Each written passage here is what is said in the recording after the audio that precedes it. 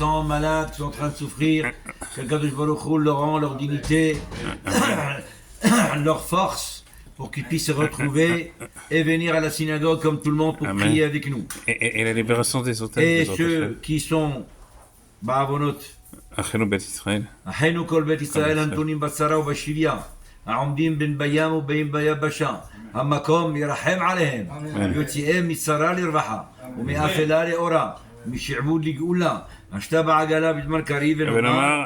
Amen. Alors aujourd'hui nous apprenons, si je mange, bientôt on va manger des beignets, ce qu'on appelle les beignets de Hanouka.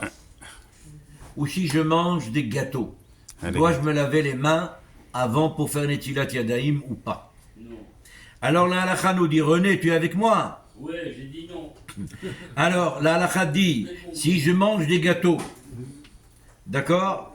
Et sur quoi j'ai envie de manger des gâteaux de environ 216 grammes, Ouais.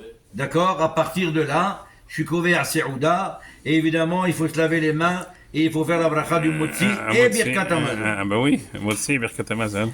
Je rappelle, c'est uniquement lorsque ce sont des gâteaux qui sont cuits, pas dans l'huile, pas dans des gâteaux tout simplement dans le four. Oui. Mais si quelqu'un mange par exemple des pâtes bien cuites, Ah, ou là, non. alors Là, ce qu'on non. appelle en hébreu des beignets, comment on appelle en hébreu les beignets, René? Soufganiot. Soufganiyot, bravo. Voilà. Soufganiyot qui sont dans l'huile, eh bien ils sont considérés les soufganiyot comme les pâtes. Ah bon? Et évidemment, on doit faire la bracha de Boré Mini Mezonot. et bracha Harona ala Mihya. À la Michel, à la fin, voilà. Même si on a mangé plus que 216 grammes. Puisqu'il ne rentre pas dans le principe, nous avons dit tout à l'heure que 216 grammes, nous devons faire Netilat. C'est seulement Maasé Afia, mais pas Maasé Bichoul. Tout ce qui est Bichoul comme ça, et évidemment, on ne fait pas de bracha à Harona, Birkat Hamazon. On fait Birkat plutôt Hamazon. la bracha Harona normale. Voilà.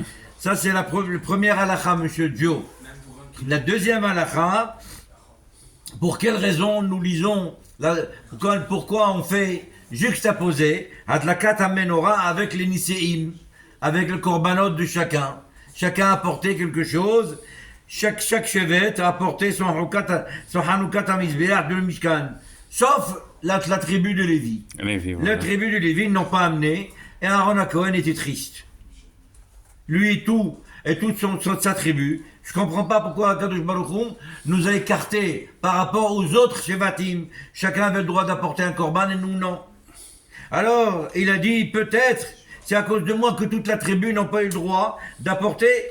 Alors, Kadosh Baruch Hu lui a répondu, il a dit à Moshe, va lui dire à Aaron qu'il ne doit pas être peiné ni triste, car ce que je vais faire avec lui, ça sera plus grand que la leur.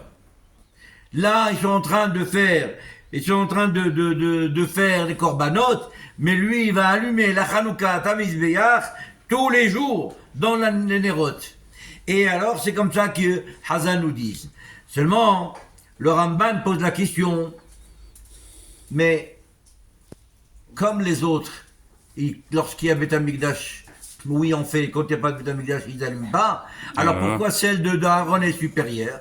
Est supérieure parce qu'il lui a dit, ce n'est pas par rapport au Korban HaMizbeach, mais c'est par rapport à tes enfants plus tard. Nous que nous allons faire également Hanouka, même si nous n'avons pas de Beth Amikdash. Chazak Baruch. Joe, il a dit, il faut s'arrêter, on s'arrête. Ah, voilà. Serge